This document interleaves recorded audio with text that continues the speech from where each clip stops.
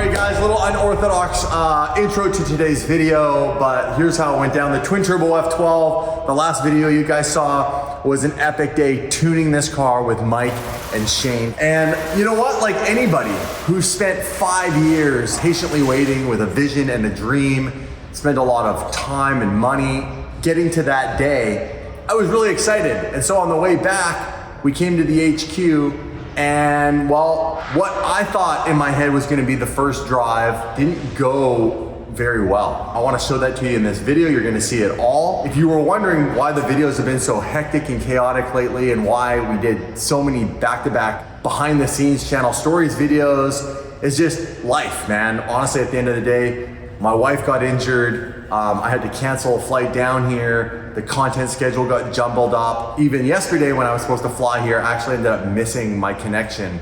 It's just been a mess. So we appreciate your patience, but you're gonna get a video right now. It was all shot just on the behind the scenes on our cell phones because we just thought we were just gonna do a basic little thing and it kind of went horribly wrong. So enjoy this video, but know that after this video, tomorrow we're gonna have a properly produced video on the real first shakedown on the twin turbo F12 because you're about to see how the first shakedown went.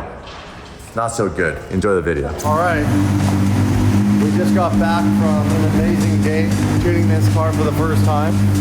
Why wait, right? This is a little under the cloak of darkness. First shakedown as far as now the car actually running. I'm not gonna do anything crazy.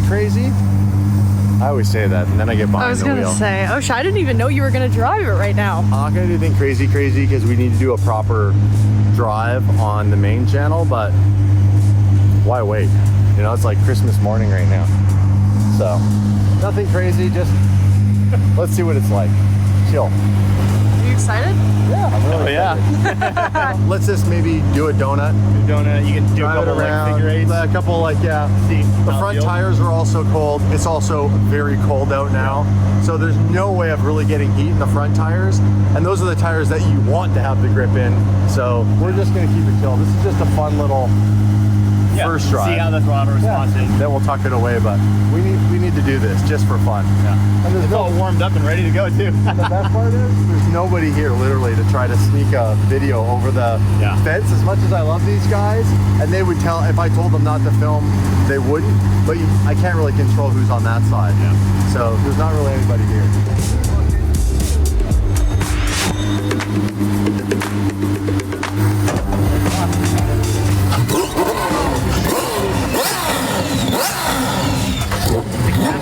Shane's got the idle really low and really smooth, but we'll probably bump it up a little bit. The flywheel's so light that when it revs up, it just wants to come back down. And we'll just have that like small adjustments. But that way, that's why we're doing the shakedown. And building a race car, all of these little tuning things, they do take some time. And we also don't have seatbelts in it yet. We'll have to put those in tomorrow too. So no seatbelts. We'll have to put those in tomorrow.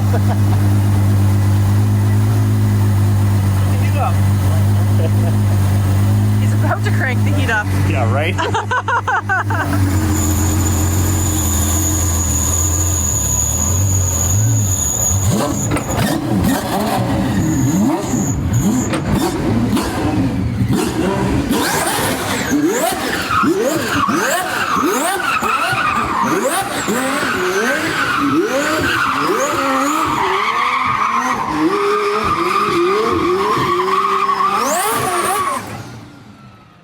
That sounds so good.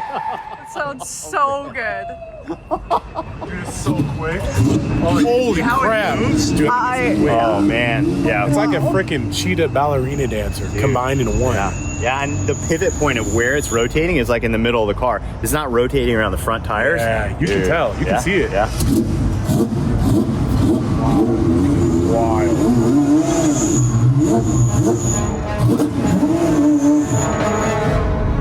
Also, the gearing that I put in it is really tall. So he's got like a 60-mile-an-hour first gear right now, which makes it really hard to drive. But I wanted that for the dyno so we can get those longer pulls. But we'll change that out tomorrow too, so it's at a shorter gear.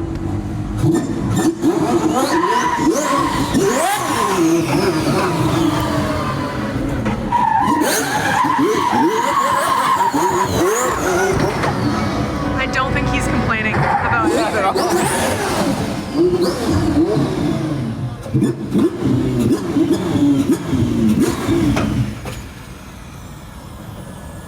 That thing is so fast. Turn the pump off.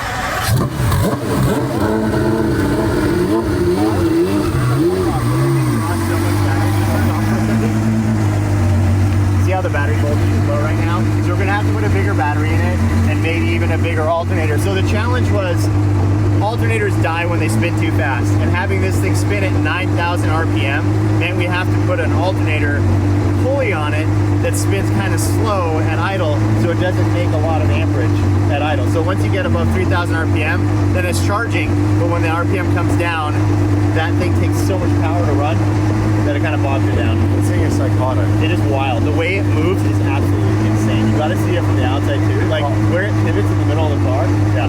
It is It just no did longer- some weird clunky thing and it was in first and then it wasn't moving. So did you pop out of gearing thing? And that's possible. Or did I do another axle? No, I mean that's possible too.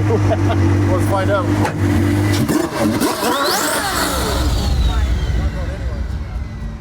What did I break? It could be an axle. Bro, me and axles. So smooth. Yeah, something ain't working. Yeah.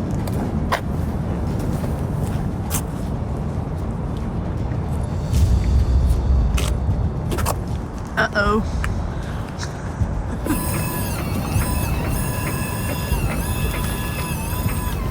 Yeah, one thing that could be happening is you might still be on the e-brake a bit while you're letting the clutch out. If you're on the e-brake at all when you let it out, it's like if you had 1,000,000 horsepower and the wheels were glued to the ground. So Shit. that could be what happened. It also could be that the F12 axles just with that snap.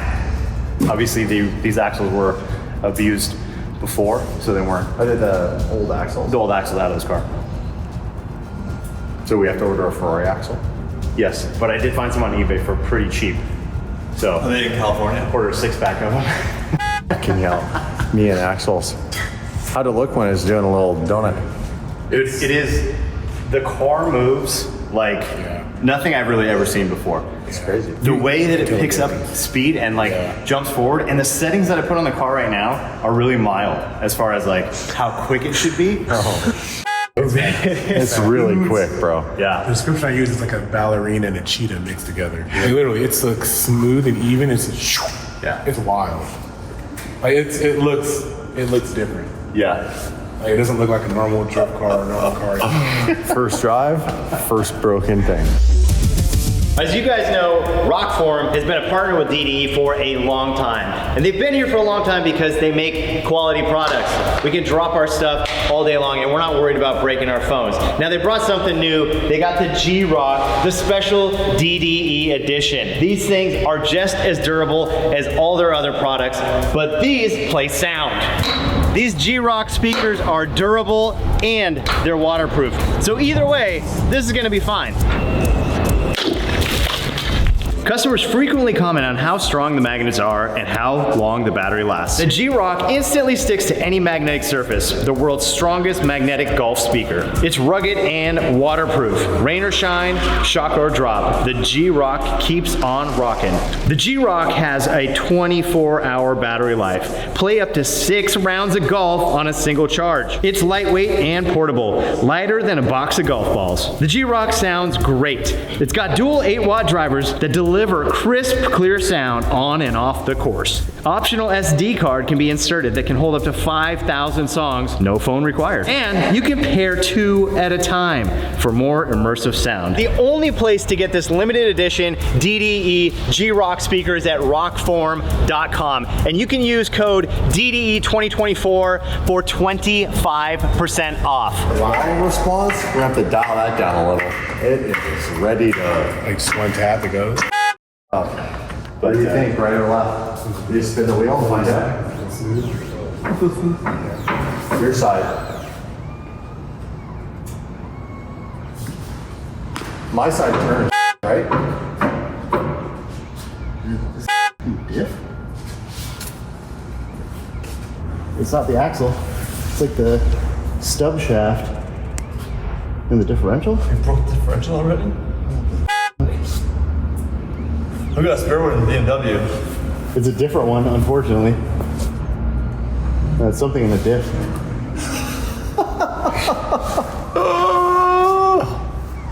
Baby got back. Back it up and drop it. Back it up and drop it. Doon doon doon doon doon doon doon doon doon doon. Perfect, thank you. I appreciate that. Well, this is the point of the shakedowns. You want to figure out what you're going to break? What's your thoughts right now? Something in the diff? It's something in the diff. Really? Yeah. Yeah, there's basically a stub axle in the diff from the like limited slip differential, then it goes out to the basically the part where the axle bolts to. So it's a piece of steel that has splines on it, and I think that I broke that in the 599. Actually, They replaced that in mine too. yeah.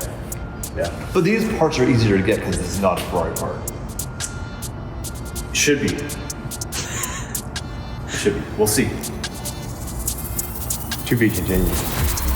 Oh, good morning, good morning, good morning. Oh, okay, it's the next day. We are now here with the twin turbo F12, which runs and is tuned and is insane. But as you saw last night, I broke it. Not on purpose. I just don't know what I'm doing, which is why I bought Mike's BMW drift car. But I went to train in that, and I didn't know what I was doing in that either, and I broke that bitch too. Mike's pretty sure it's the differential on this. It is definitely the differential. So Yeah, you built the car, you're like, there's only so many pieces. yeah, and both axles are turning from CV to CV. It's not like the shaft is broken and it's spinning inside. So it is the stub axle inside of the differential, which is basically a splined piece that goes from the limited slip to the outside of the diff to the CV joint flange. That snapped. The big problem is that, Let's show them the website. all right, So Mike, when he started building this car, which was like 2 weeks ago, because it was so long ago, when he started building this car, he was ordering parts and ordering them from companies and places he knows and trusts. And well, he didn't anticipate one thing, and that is not everybody is as good as running a business as us. Yeah, well the thing is, so the guy that ran this business, that made these differentials, he was an old dude. Like he's an old racer, right? Like 99. He's in his 80s. Was he really? Yep. Because right now they're having a hard time finding his website. The website doesn't exist. Call a few people and see if I can't get a contact to try to figure out if anybody got those parts, if they're still around, if their website's down. Their phone number's not working either. So Well, that's not a good sign. not a good sign. So let me do a little research to see if I can find it. If not, I'm gonna have to call some guys that I know that have bought those diffs in the past and see if they still have any spare parts left over, or Build we it. have to re-engineer the whole thing and build our own, which is That sounds fast. That sounds like a. Hey Tim, you want to get on here? CNC machine. You want to get on here and like hit F7 and do the thing that Shane does? Let's just call Shane. So Shane wouldn't know how to tune it. But the problem is that part isn't just a part you turn on a lathe. It isn't just a part you make in a CNC machine. You don't say. It is something that gets broached, so they cut splines into it with a special tool. So I can't just call a guy that has a CNC machine and have him make it. It's something that requires a very specialized tool to make. Well, it also took a very specialized tool to break it. I want to visually see what I smashed. Snapped. Literally. I want to ask Mike, how long does it take to, like, once you get the new diff, how long does it take to fix it, like replace it? If we had a diff right now, we could probably swap it out in 45 minutes. No In and out. way. Oh, Yes. quick. Yes. It's not a street car. It's not a street car, and we built this whole car has been built to disassemble and reassemble as quickly as possible. So when something breaks and we're out doing a video shoot where you're paying for like whatever the streets, right, for a day, and you have police blocking the streets, and you have the insurance for that day and all that.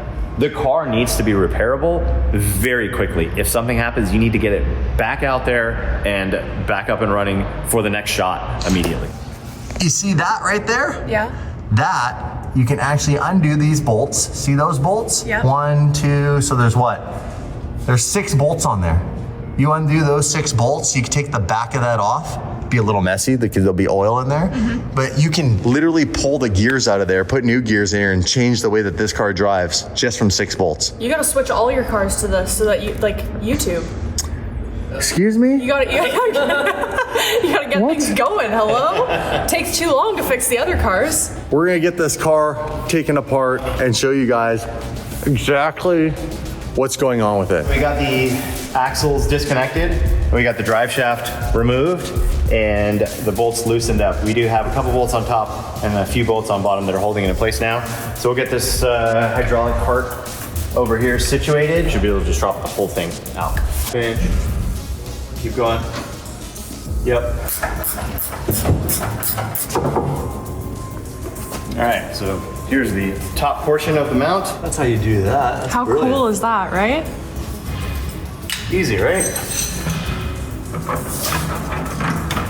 That comes from years of experience from actually doing this sport. Because Mike was a champion driver, he knows that what matters when you're in the field versus if you're just a fabricator, like, you know, it's like the techs who build a car and the oil filter is above like a panel. Well, they don't change the oil. If they changed the oil, they wouldn't put it there. Yeah. Some vehicles is like, what the hell? So it's broken inside here? Yeah, so this one is still connected. This one is not. We have when this car is done with the body, take it to Ferrari and be like, see the reaction. So you ever seen that toy like this before? They're like, But like with this body, the doors are on, it looks like a car again. 'Cause right now it looks like yeah, a go-kart. obviously, if we turn up the boost, if we fix that wastegate control issue, I'm 100% positive we could hit 17 to 1800 wheel horsepower. No problem. We've already broken parts and we're at 1300 wheel horsepower. So for now, I think we're good. I am going to take the CV flange. This is the adapter that we had made to adapt this quick change differential to the stock. Shout out to that Ferrari guy. Thanks axles. again for doing that. Yeah, Gabriel. Gabriel, you dirty dog. So you get into ignitions back in the 90s. You know what I'm talking about? The laugh he knows. Oh, runs to, hey, think. Basically like a connection to use this slide hammer. So you screw this in here and then you slide this weight backwards as you're pulling on it and hammers in reverse. Oh, okay. So since I couldn't really get a good angle hammering it from this side, Right. the slide hammer will basically do that. All right, so that is most likely what's broken, the other end of this. So I'm gonna pull this whole flange off now and see what that thing looks like. There we go. Oh, that's Teamwork. probably not good. Oh, it's in there. Well, there's the other side of it. What the hell? How in the hell? That's a clean That's a cut. clean break. That's a defect. That snapped. Sheared. But perfectly. Yeah. So throw some weld on there. Let's get back on the roof. It broke exactly at the same time. Like, it just broke. There was no fighting back on that one. Yeah, it doesn't look like it was starting to go and twisting. It just like sheared it off. So that would be handbrake on, clutch out on throttle. Yeah, I think so. Yeah. That's what it looks like. So let's buy 90 of these. And just we put two axles on here. Double them up. It just twists over to the next one. Unfortunately, this guy has left the chat. It was just one clean, fast motion of just a lot of RPM and no wheel speed and probably the e-brake on that just sheared this thing off. But it happens. It is something that does take a lot of time to get used to because it's not a natural thing to use the e-brake, especially like I said for Damon. He drives these cars sideways all the time, but he doesn't have an e-brake, and he doesn't have a clutch. So the timing between those has to be instant. And when you have a car that has a ton of power and a ton of grip, well, you go to e-brake, and as soon as you let off the e-brake, the car stops sliding and just basically stops rotating. It just e-brake, slide, as soon as you let go, boom, the car's gonna stop and not rotate anymore. And that's when you need the power to come back on. So the timing is literally like a 1/10 of a second or faster between when you let off the e-brake and when you're off the clutch. That's something that just takes time. It's literally what you said. Mike, Like I said, Mike, why are you so smart, this has man? happened before, so it's not the first time these parts are broken. He was being so nice to me last night. He could just see, I didn't know how to tell him because he spent so much time building this car that I'd broken it. So he was talking and the whole time you can just see me, I'm just like, just waiting. I wasn't even listening to him. I was just waiting for the gap to be able to think about how am I gonna break it to him? I've already broke this car. And then when I finally told him, he actually responded in a way where it was, I can tell Damon feels bad about this, so I'm gonna tell him, hey man, it's okay. Even the pros do it sometimes still. And I was like, I'm sure they don't, but that's nice. That's nice. These are race cars. Race cars break, and we fix them. Yeah. It's part of the game. And you should have seen how quickly and efficiently this came out. Well, it's because he built it that I know, way. but that's just so, Big brain was. it was just so quick and cool. And I was like, what? That just came out of there in You 2 also got to seconds. learn now, you know what that weird smell is? You smell that? Yeah. That's gear oil. Yeah. But It this- smells weird. The axles are coming from Wisefab. So I hit up the guys at Wisefab who supplied all the suspension on that car. For the Beamer. And I said, I need a favor, guys. I need 3 axles rushed over here as soon as you can possibly get them. And he's like, you know what, no problem. We're gonna build them in Estonia and overnight them. So we're Where gonna is Estonia? Oregon. no, it's in Europe. It's Eastern Europe. Oh, like Estonia in Europe. Yes. Estonia, I thought that was like a city you were They talking filmed about. Goonies there. It's in Oregon.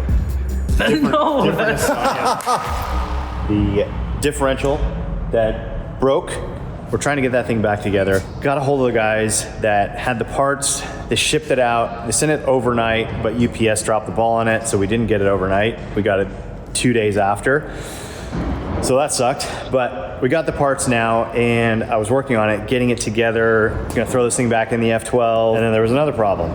They sent me the wrong parts. They sent me a spool, which I asked for, but this one is much taller. So this one was for a straight axle diff rather than an independent rear suspension diff like what we have.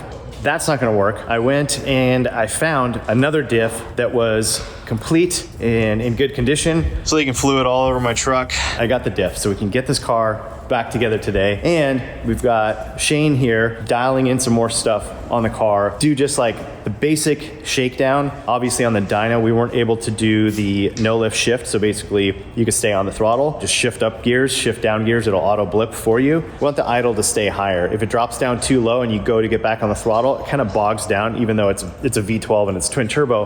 If it's at 800 RPM and you just want to slam it open, you have that delay. So we're gonna raise the idle a bit. The engine is so snappy, it revs up insanely fast, but it also drops and revs really fast. So you can have it at 9,000 RPM, you can push the clutch in, let off the throttle, and it'll be back at idle within a couple tenths of a second, which makes it a bit harder to drive. We'll also working on the cold start, which we didn't get to do on the dyno. Shane is punching F7 over there. That's the only key I have on the keyboard, right? The replace brain key. So far, this thing's kicking my ass. I refuse to give up. Too dumb to give up. So. Well, that's why we got Shane here, because he knows how to do it. Even if he gets stuck, even if there's challenges, he's gonna work through it. And I know we'll get it dialed in. Like I was saying before, everything has been changed. And we're trying to get all of these Ferrari factory sensors and cams and all this to work like it did from the factory, but with all these upgrades that we've done to it. So I can only imagine how much time an OE manufacturer spends on a calibration for a car. I would say thousands and thousands of hours to get the car to start perfectly, run perfectly in all conditions. And we've got about 8 or 10 hours of tuning on this car so far. So that's the difference between an OE factory ECU and an aftermarket race ECU.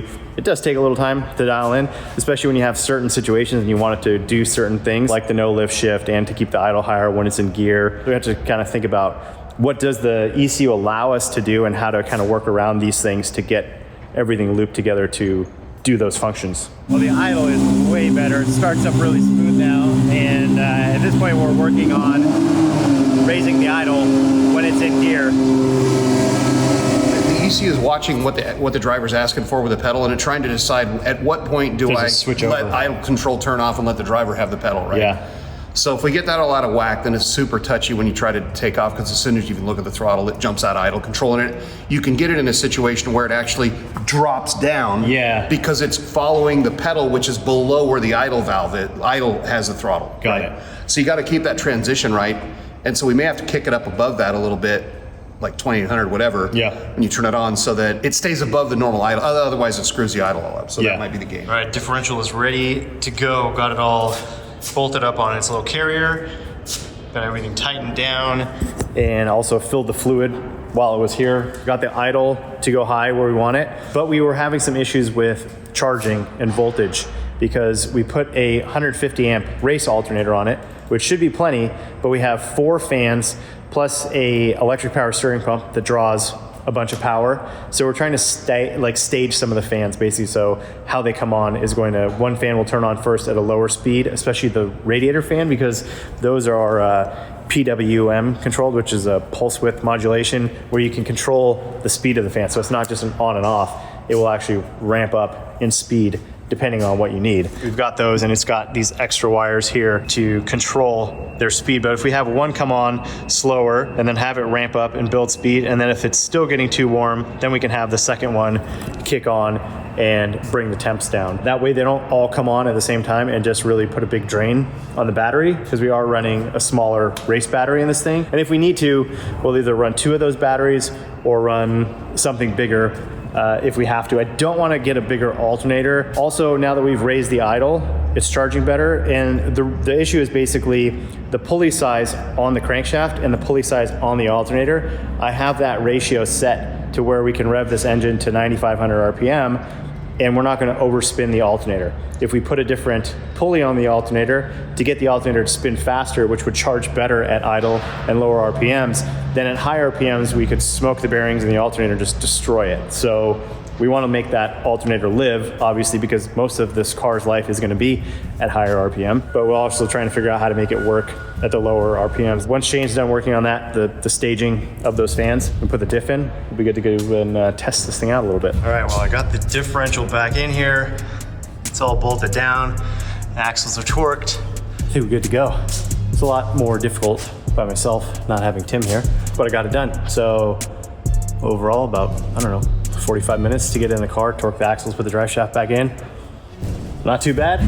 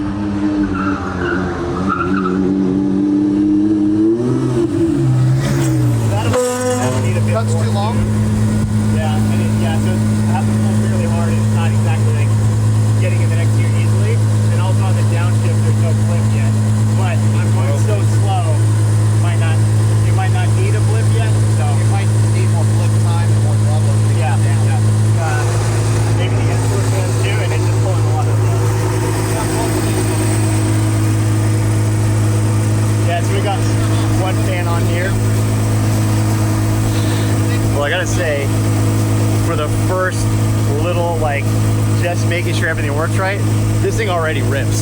So I was being real nice to it, just kind of building up, just checking the throttle, doing different amounts of load on it. The lot's super dirty. I had tons of stuff in my eyes too, so there's that. But man, overall, the sound is insane. It sounds insane. The response is like no other car I've ever driven. I've never had a car that has that kind of just instant, even at low speeds, you get the car going, you straighten it out, and you just give it a little flip, and it's just whoo, lights the tires off. We put a shorter gear in here too, just for this initial testing, but man, a couple little things to tweak here and there, but I'm loving it so far. It is absolutely amazing. The car is so manageable, and drive, which is pretty awesome. The front suspension is working great. It's everything I dialed in is working how I wanted to. The steering return is really good. The steering feel is really good. Really, I mean, the only issue is that the battery is getting drawn down. So easy enough fix. Solid little shakedown.